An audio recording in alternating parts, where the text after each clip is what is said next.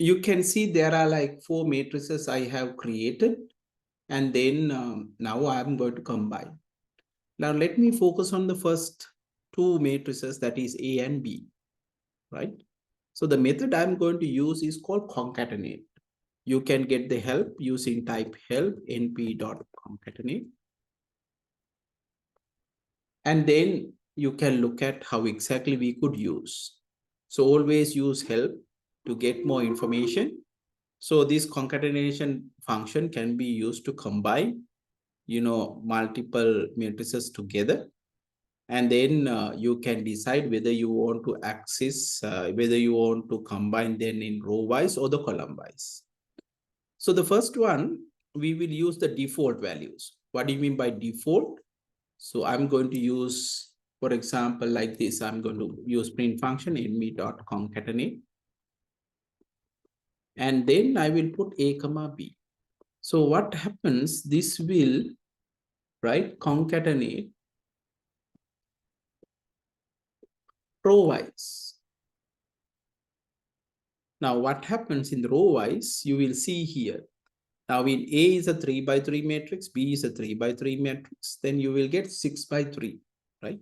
So let me run this and you can,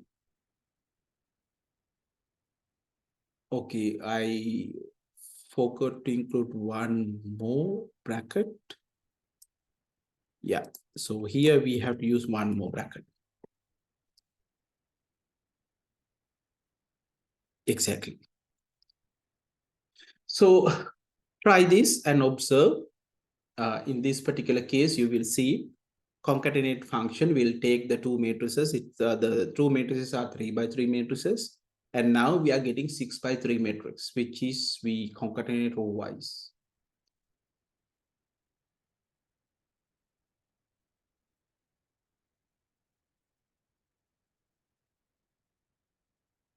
The next one, the same thing, there's another method that you could use to do the same, which is print np.vstack. We call vertical stack, right? Which there, the next method, which does the same thing, you will get a 6 by 3 matrix. When you finish, please let me know, then I will describe the other technique. So 2 techniques we discussed here. One is we can concatenate row wise using concatenate method and provide in the 2 matrices, which will concatenate row wise. The same thing can be obtained using VStack or vertical stack method. You will get the same answer.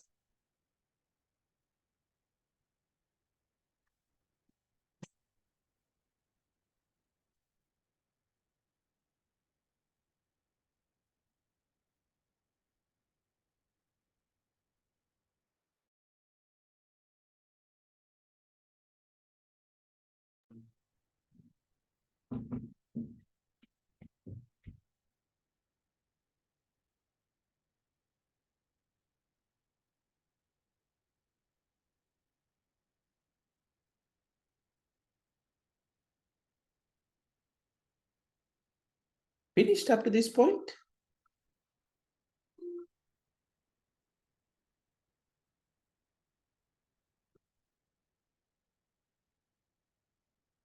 If you couldn't take down the 4 matrices, let me copy paste the code for you to try. So I put the 4 matrices in the chat in case if you missed it. The command is np.concatenate method, and within brackets, we have to say A comma B. Remember the A comma B here, we represent as a tuple. I hope you remember use of rounded brackets to represent tuple. So the tuple, we are list all the matrices that you want to combine together. So here we have A comma B. The same thing can be obtained using np.vstack method.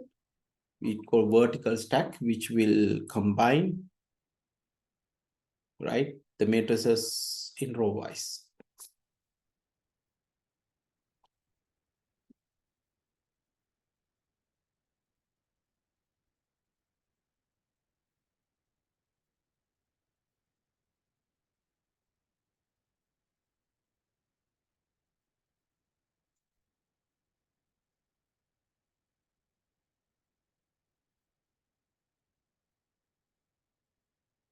If you want to know more, just type help np.concatenate, which will list you all the possible parameters you have to work with the vectors and matrices.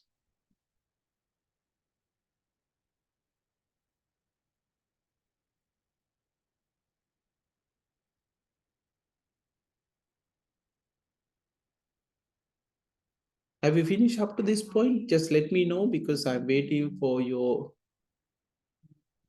completion. Once you complete, I will move to the next one.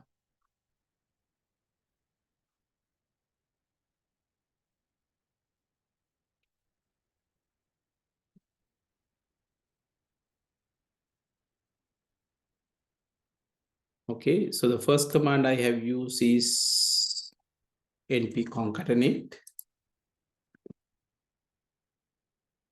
The second command I have used is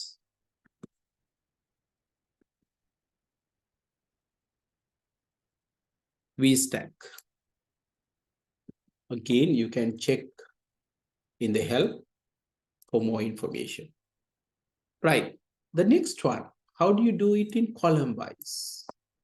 Now, one thing you should know about, telling Python, okay, we need it in, column wise. So the parameter we have to set is called axis. Let me show you in the help. Now, if you type help and np concatenate,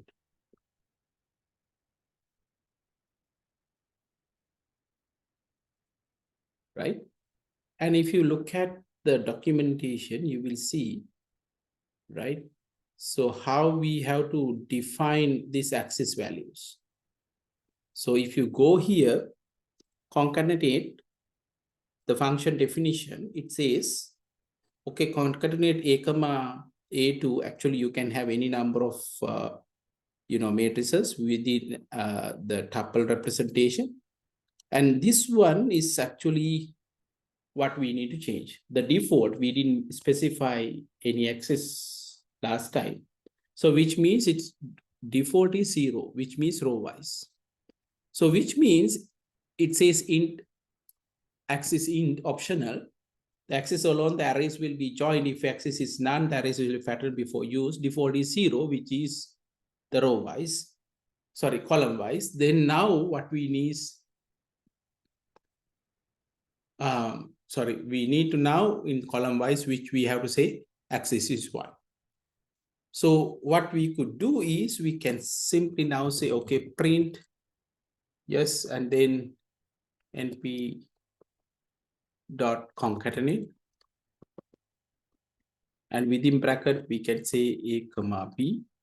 And then we have to say axis. We have to say 1. Now, by doing so, what we ask Python is, okay, so in this case, concatenate column wise. So we have 3 by 3 matrix. So we will get now 3 by 6. So when you print it, now you will see A and B, we put it in 3 by 6 format, which is we combine column wise.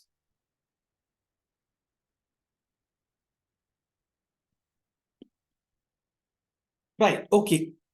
Same alternative method that actually you can use. You can try this one as well. We can use np.h stack, horizontal stack. Save, you will get the same mass.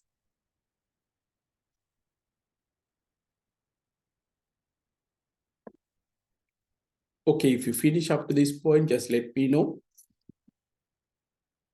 The first one is concatenate, but we set access to 1, which is how we tell Python interpreter to concatenate column wise.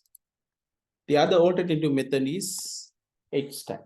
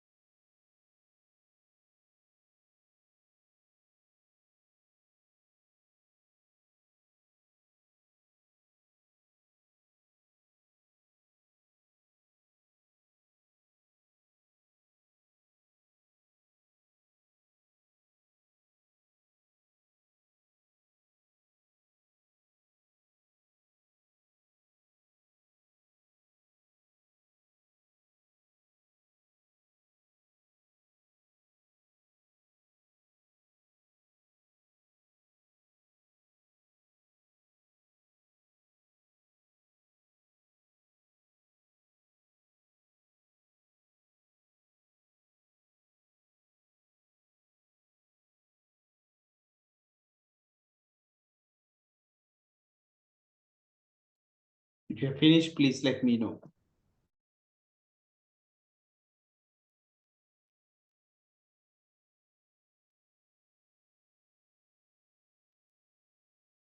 Right. Let's move to the next one. Now that we have looked at concatenation between row-wise and column-wise, now we have four matrices, right? So can you give me the code, small exercise? Can you give me the code to combine the four matrices together? Particularly what I need is right now, what we have is we have four matrices, right? I want to concatenate in a way that in a single matrix, we have E and B, C and D like this. What we need is 6 by 6 matrix. Yes. Can you give me the code? Right. So simply you have to use the two methods that we have discussed early. So either you have to, you can use concatenate or you can use V stack or H stack, right? And then combine all the matrix force together so that we will get final matrix is a 6 by 6 matrix. Okay, let's start. So try to do before me. One method is I can create AB as a combining row wise and then CD row wise. So one command could be doing something like np.concatenate. I can say A comma B. So which will be this. Okay, I want to do it in column wise. So then I will have to say, okay, axis equals 1. So now I have, this one. Similarly, I can combining CD together. So the command could be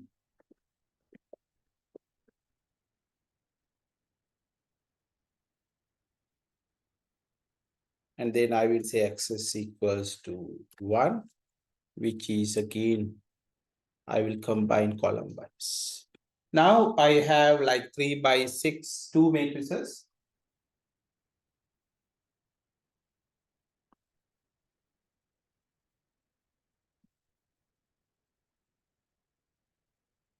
So what I could do is I can combine the two. Yes.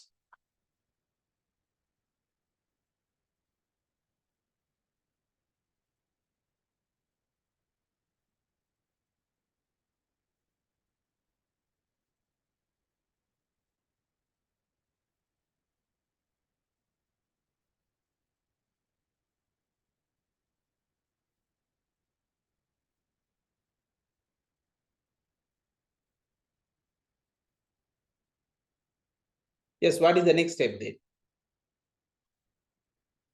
So now we have AB. So I have AB now. And then we have CD. So I have to now concatenate row wise, isn't it? So my final command then is, right? What I could do is print np.concatenate, right? So within brackets,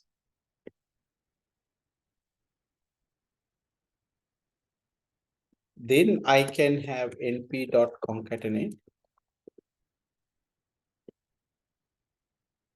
A comma B axis equals 1.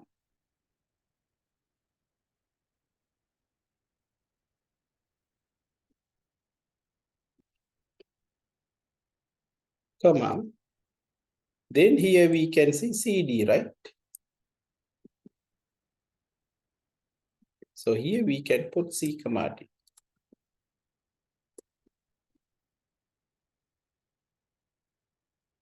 Hopefully, we'll get 6 by 6 matrix. Okay, if you're finished up to this point, please raise your hands, then I'll move to the next one. This numerical Python part, I'm going to discuss how we could, perform some matrix operations. So for example, like how do you get the inverse? How do you perform elementary function?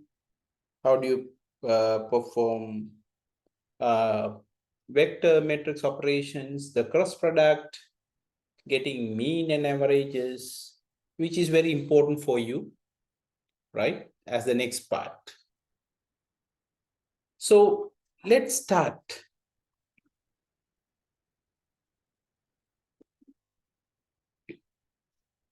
So in this part, I'm going to talk about matrix operation.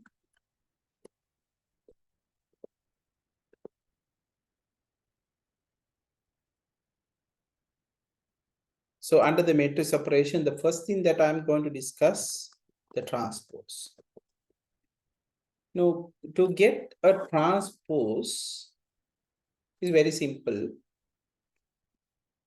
Now, to get a transform of a matrix, so let's say I'm going to create a matrix A. I will say np.array. And then let's say we have 2 by 2 matrix with 1, 2, 3, 4. We can simply type it like this, right? So if you say print A, that will print A, which is a 2 by 2 matrix. So if you need transform, simply use print A dot capital T, which will give you the transpose of a matrix. So earlier we had 1, 2, 3, 4. Now we will have 1, 3, 2, 4.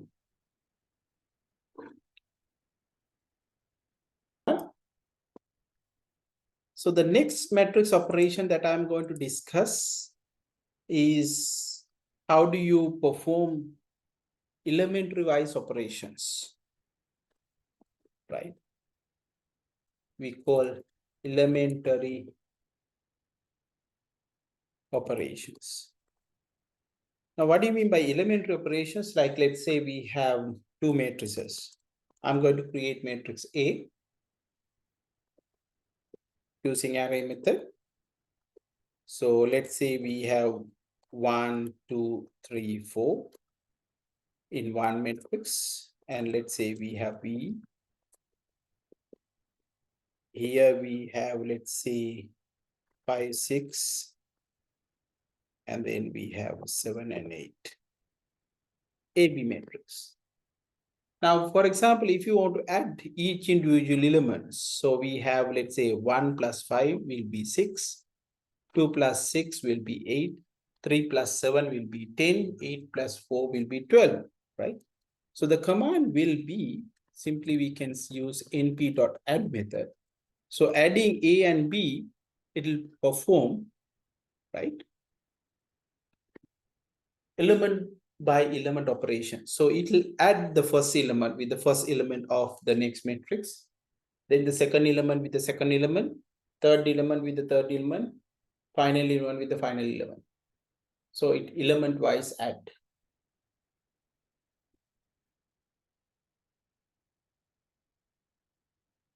So similarly, there are other methods as well. For example, we can say print np.subtract. And you will notice that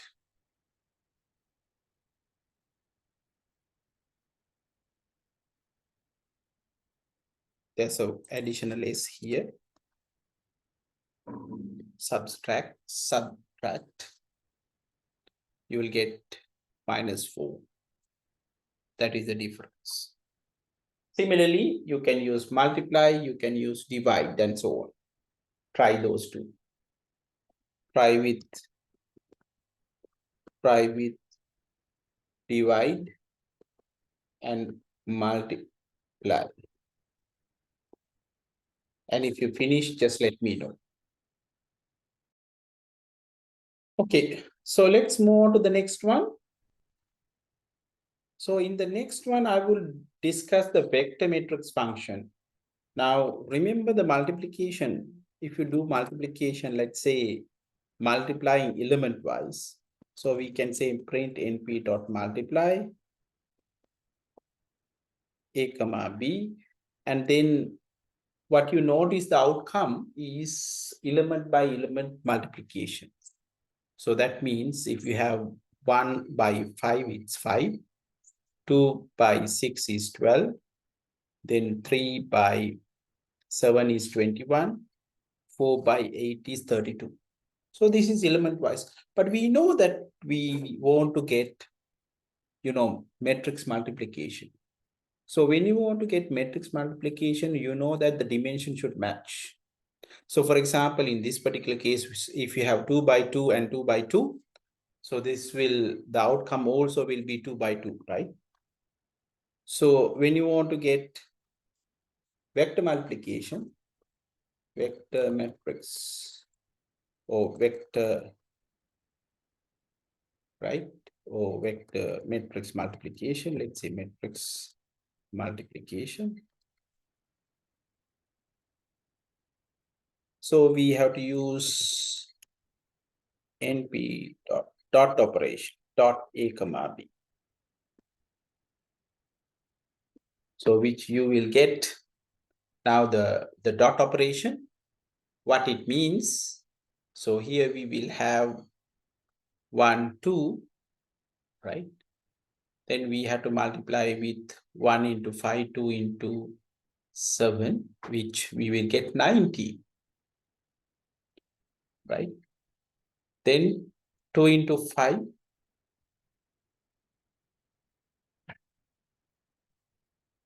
sorry, 3 into 5 and 4 into 7 will get 43. So similarly, so we have to go for dot product between A and B, and dimension should match. Right. So that's matrix multiplication. Now, similarly, you can get mean values, right? Or average values. So that's what I'm going to discuss next, but just let me know whether you have finished up to this point. Okay, next one. Let me discuss how to get mean values or average values. Now to explain this, I will use both vector and a matrix. So let me create a vector V using NP method, NP array. So let's say we have 1, 2, and 4, 5, 4 elements. And when you say print V, we'll get the vector. And when you say NP dot mean V, so it'll add the 4 elements together, divide by the number of elements, which will end up getting 3. So 4, 5, 9, 11, 12, 12 divided by 4, that is 3 is the outcome. So the mean value is what we have.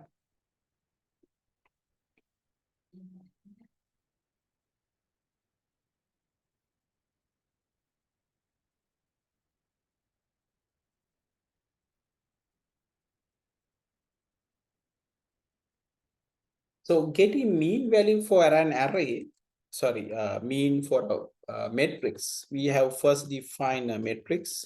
Say we have a 3 by 3 matrix.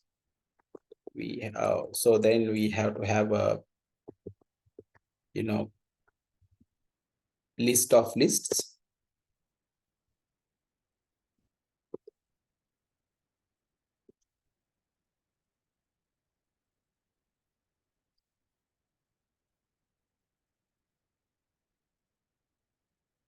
So if I say print A, now you observe that it's a 3 by 3 matrix.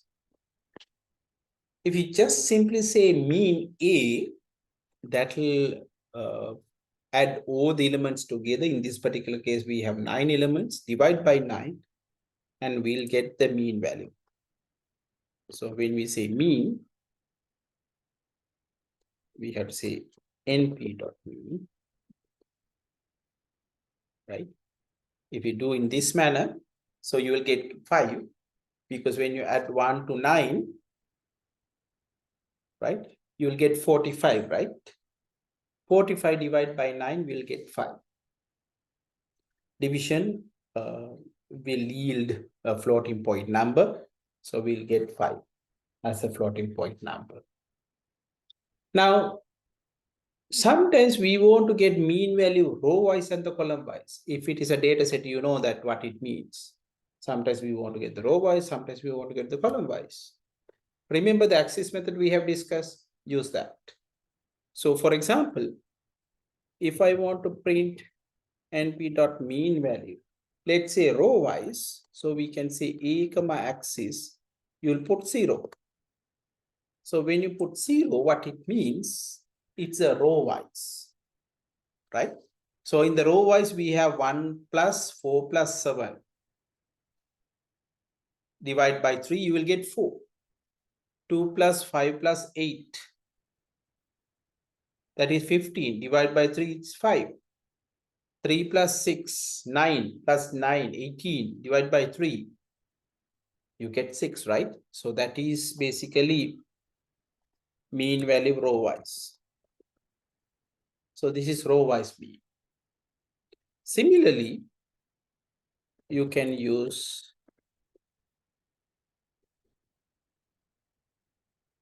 we can say axis, this one.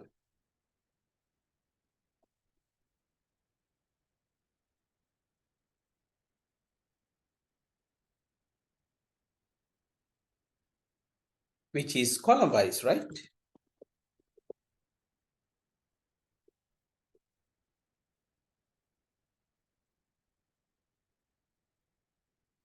So if you look at this, now you will see what you have column-wise. We have 1, 2, 3, that is 6 divided by 3, that is 2. We'll get 2 here. Then 4, 5, 9, 6, 15 plus divide by 3, that is 5. 7 and 8, 15, 9, 24, divide by 3, you will get 8. So that is column-wise mean values, right?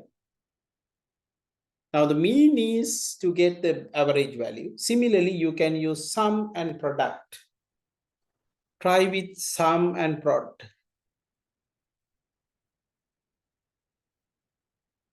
So use sum.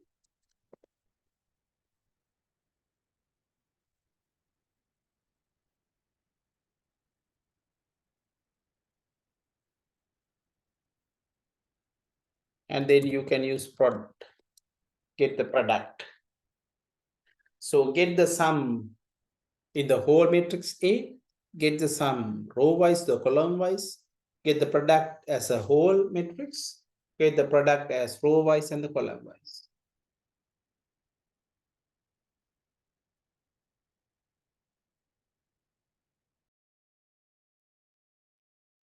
Similar to previous one, if you want to get, let's say, summation, so only thing we have to use sum function.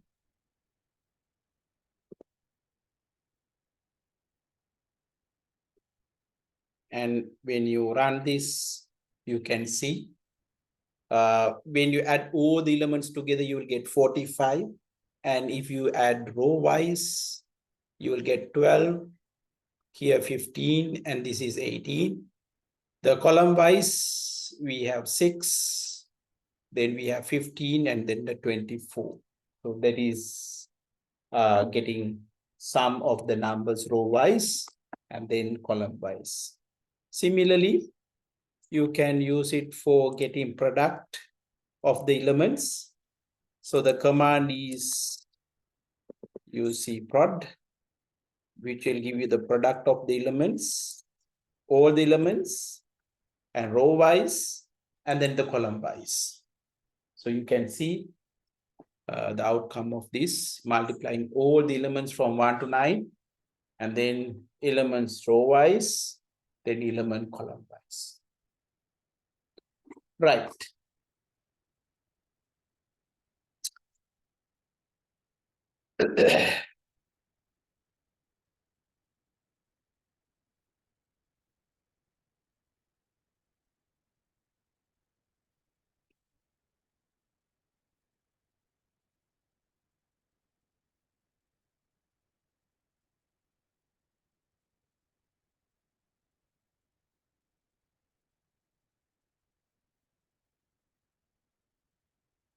Right. Now that we have discussed about the element-wise operation and also like matrix operation, basically, the last two things that I would like to discuss to conclude numerical Python is, I would like to discuss numerical linear algebra, where I would like to at least discuss how to solve a simple equation.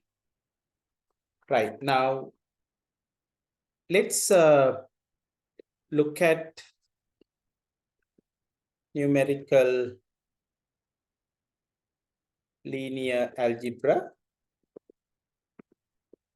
where how to solve equation, solving equations. Now, to discuss this, let me take a small equation. Let's say I have two equations, let's say x1 plus, let's say 2x2.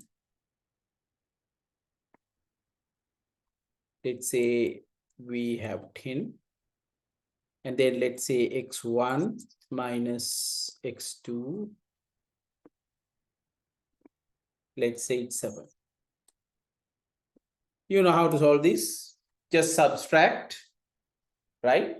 What will happen? 3x becomes 3.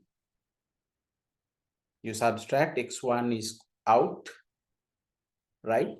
Then 3x will be, x2 will be 3, x2 will be 1, right? And if x2 will be 1, we know that x1 will be 8, right? So in that sense, let's see how we can use the knowledge that we have get so far to solve this equation. Now, first thing is we have to break it down to in the matrix notation. So one thing is you can take the coefficient out. So in a form of ax equals to b form. So we can have equations 1, 2, 1 minus 1. And then this is x1, x2. We put a matrix form. So here we have 10 and 7. So this is the first step. Now this will look like, let's say this is matrix A, X equals B4. Now that we know this, what we could do is, let's represent them, right? So the solution is solving equations in the form of solving linear equation in the form of AX equals B4. So first define what A is. We can say np.array. And in this one, we have the coefficients. So we have the first row 1, 2, then we have 1, minus 1. So that is A. And simply B is np.array. And remember that this is a column vector now, 10, 7. We have to say comma 7. Sorry, 10, 7, right? So we define A and C. The method to solve is simple. The answer X, the method we have to use linear algebra, linear algebra methods, and then there's a function called solve function, and we provide A and B. So this should solve us, and then let's print X. And if you do in this manner, you will see we'll get the two correct answers. X1 will be 8 and X2 will be 1. Okay, if you finish up to this point, just let me know.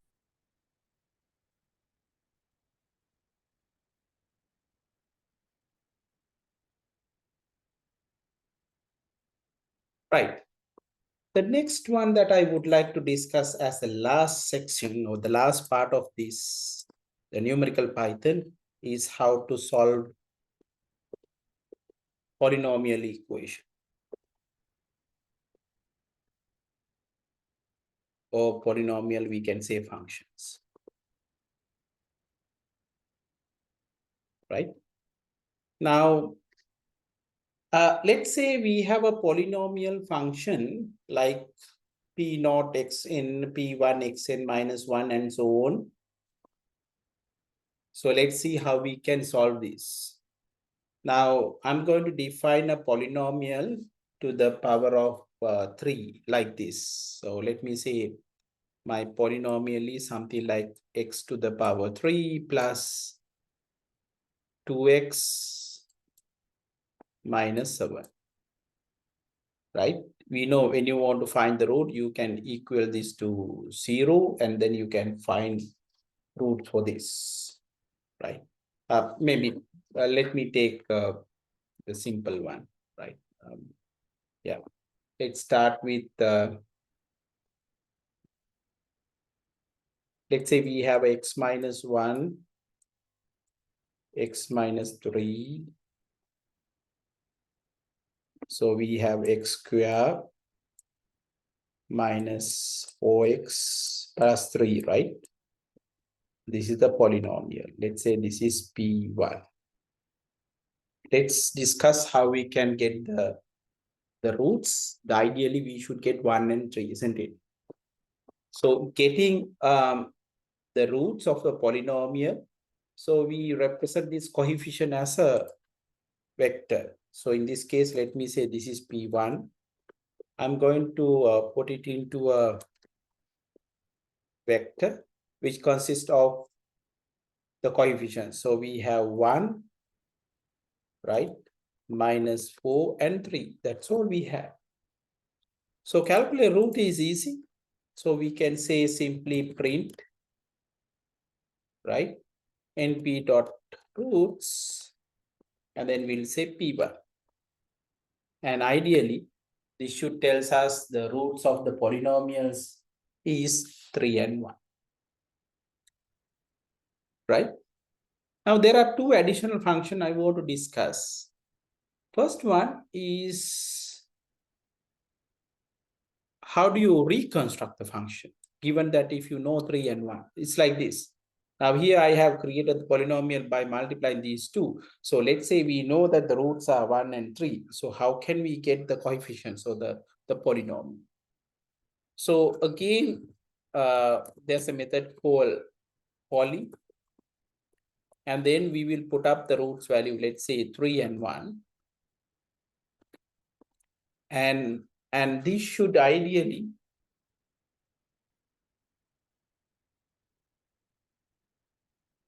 so let me put np.array.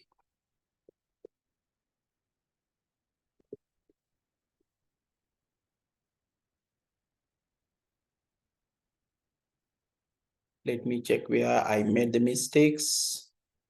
This should be getting polynomial.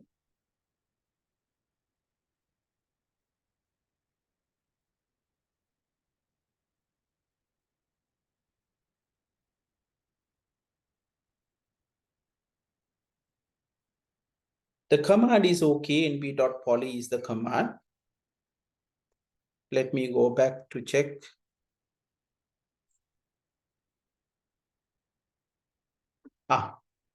Spelling mistakes. Should be poly.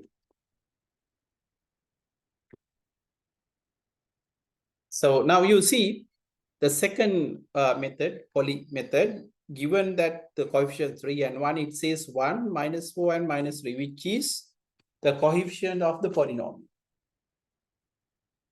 Coefficients of the polynomial. So now you know how to solve a polynomial function. Given the coefficients, it can gives us the roots. Given the roots, it can give it the polynomial coefficients. Right. Actually, this could also be used to find the value for a particular point. So let's say we want to calculate the value of the polynomial when, let's say, x is 1 or 0. Let's calculate the value of the polynomial.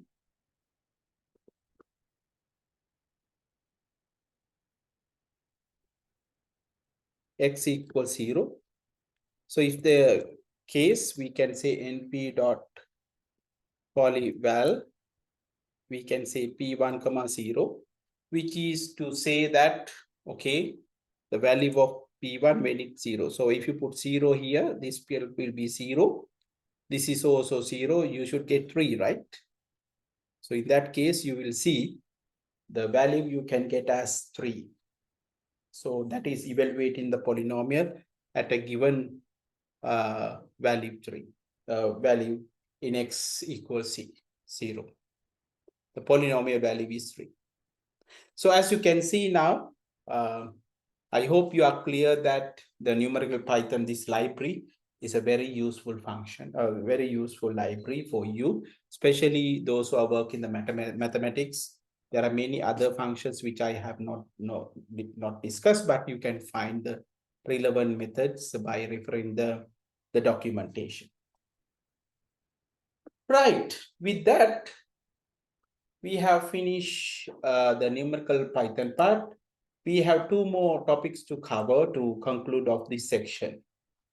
The first one, I'm going to discuss visualization. The second one that I would like to discuss is a small introduction to machine learning, especially nowadays quite hot, and which you should also like explore. And we discuss the basics that you need for that. So therefore, I will first start with the data visualization, and the next week will be our final session where I will give a brief introduction to machine learning. Right. So let's look at visualization. So the library that I'm going to use is matplotlib for data visualization. There are many libraries out there, but the matplotlib is quite useful and quite popular in MATLAB community as well. Actually, this is the same library ported into Python. If you want to know more about plotting, I suggest you will look at matplotlib organization. You go there, and then there you can find a lot of examples as well as tutorial you to there to learn visualization, right? Okay, so especially you can see the kind of graph that you can come up with. If you look at particularly examples, you can see what plot types are supported. And during my discussion today, I'm going to focus my discussion only to the basic plots, but I'm going to assume that you can learn other more complex plots here as well, right? So you can see there are a lot of plot types are supported, especially if you want to statistics. Yes, there are a lot of statistical plots are there. And especially for an independent study that you are going to do, I think the content that we are going to discuss it here is directly relevant, right?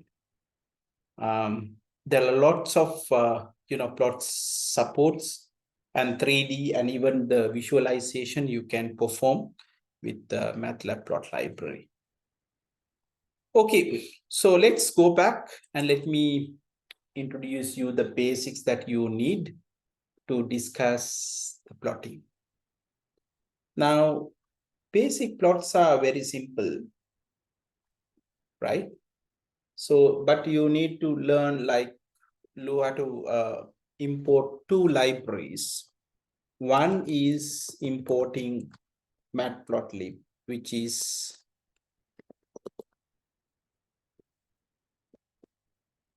and under the matplotlib, we are going to refer pyplot and we are going to rename as PLT. So I'm going to use that to all my visualization examples.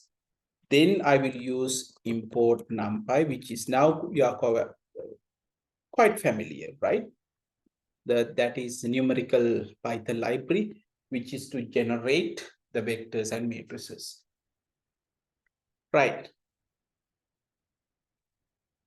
Let's say we have a simple code, just one is enough. Let's say I'm going to create a y vector y, and you can use simply some values. Let's say 20, 45, 55, and 35. Simple list would be enough for you to try, but I highly recommend that you use NumPy array method for a bigger or larger, arrays. The plotting will be easy. Simply you have to use figures and axes. You have to use, there's a command called subplots, which I will explain with the subplots command. For the time being, let's type it as it is. We'll say subplots, which will give you the figure and axis for us to work on. And the command that we have to use is called axis plot command. And we have to use, in this case, y, which will plot y, right? And to conclude this, we will say show. Now, if you run this, right, simply you will get a plot. We have not specified the x. The value of x is automatically taken as, you can look at the values from 0, 1, 2, 3, 4, and so on. Just, this one is enough. But as I told you earlier, the best is you define, let's say, x and y both. Then you can specify what x is, what y is. Then, you can generate a, plot based on that. Okay, if you finish up to this point, just let me know. Then we'll move on to the next part.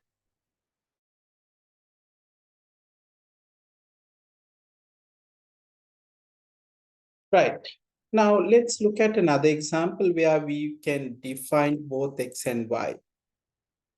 So when you want to define both x and y, so this time let me say I'm going to use the same x, but this time I'm defining use a numerical Python arrays, which would be the most efficient way.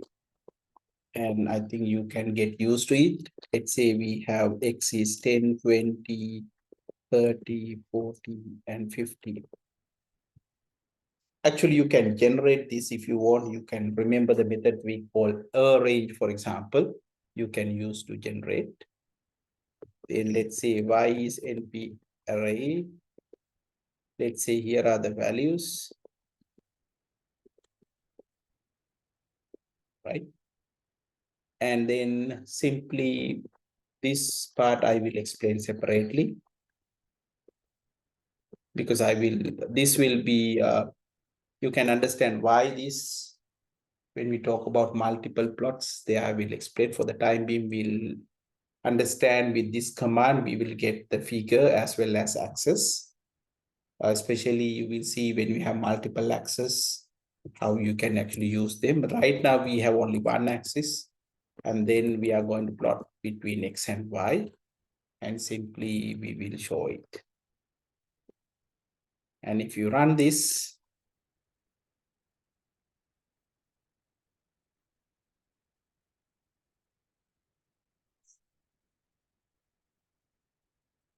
it should be subplots. There's a spelling mistakes. Yeah. So now you should see this.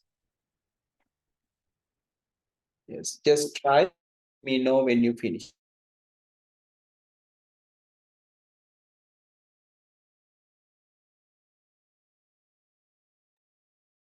Okay, let me explain a bit more complex example. Again, the use of numerical Python.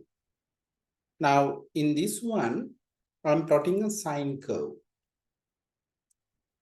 You can see that I use a range function going from minus pi to plus pi.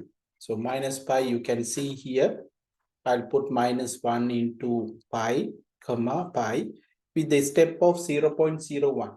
So which will generate a set of points between minus pi to plus pi. Then I define y as a sine of x, and then I plot between x and y. So when I run it, simply I'll get a xy curve like this. Let's try this first.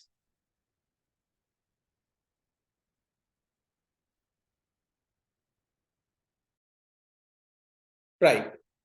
Okay. So I hope it's clear to you now that when you want to generate complex function, the numerical Python library is very useful. And the plotting, still we discussed the basic plotting use of plot command. Right. Now let me explain how to change these plots. I'm going to copy paste the same code. Right now you can see, right? The plot is in green, blue color with a solid line, right? But you can always customize this, right? So let me explain with using a different code. And after X and Y, you can have a what we call formatting string. You are familiar with these output formats in output formats. So likewise, here we can define, for example, what color you want, what marker you want to use, what line type you can use. For example, if I say R stands for red color. You can refer the documentation. I will show you in the documentation. And the R will be in red color. Then you can put up a marker. For example, O will be one of the markers which will indicate the circles. But now the problem here is the step is very small. So maybe I'm going to change the step here. Just I will put 0.3. And now you can see the points, right? But no line type, right? So let me put dash line, 2 dashes, which is dash line. So you can see by putting the formatting string, I can change the color of the plot. I can change the marker. I can change the line type. So how do you know like which one to use? Okay, you can try plot command. So for example, here I can go to help function. Just go help plt.plot. And there you can find the details of what color information you can use, what marker you can use, and so on. So let me show you like important ones. So for example, okay, I will go from the top. So the plot command, we can have arguments, scale information, scale X, scale Y, data, and other arguments. And usually how we can make the plotting is you can have plot X and Y and the formatting string. So let me focus on these formatting strings. So when you say formatting string, this is formatting string, format string, RO for red circles. See the notes section for the full description. So let's go to the notes. Now formatting string. So usually we have to have 3 parts: marker, line, and the color.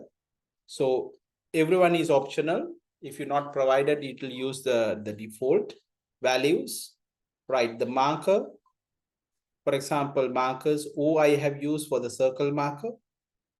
You can use dot for point marker, comma for the pixel marker, and so on. There are many markers are defined under that. Line styles, dash, solid line, two dashes, dash line, dash and dot. You can have dash dot. The colon will be dotted line. You can change that. And the colors are like the default ones are here. Actually, you can have very complex colors. It's supported, but for the time being, let's focus on the basic color that this set you can provide by using a single character. For example, B for blue, G for green, R for red, and then C for cyan, and so on. Right, just go back, just try, just change in the colors. The right now it's in red color in my case. So for example, if I want to put G, this will become green color. Yes, the marker, let's say triangle upside down. And then maybe instead of dashes, let me use dots, dotted lines. And this is how this will change. Okay, so with that, I will conclude today's session. And what we have covered is the remaining parts of the numerical Python plus the basics of plotting. So the next week, we are going to have the last session. I'm going to cover the remaining parts of the plotting, and I will give you a basic introduction to machine learning. With that said, I want you to focus on this because right after we finish the session, we are going to have the assessment. So I'll talk to your coordinator and let you know the exact date. And it will be online and same slot. It will take about like 1 or 1.5 hours of MCQs, right?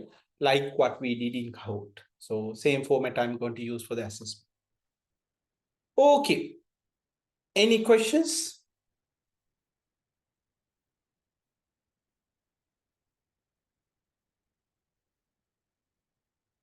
Okay, if you do not have any questions, then yeah, we'll finish for today. If you have anything, just let me know in the group or in the chat, right? Or else we'll meet again in the last session next week. Thank you.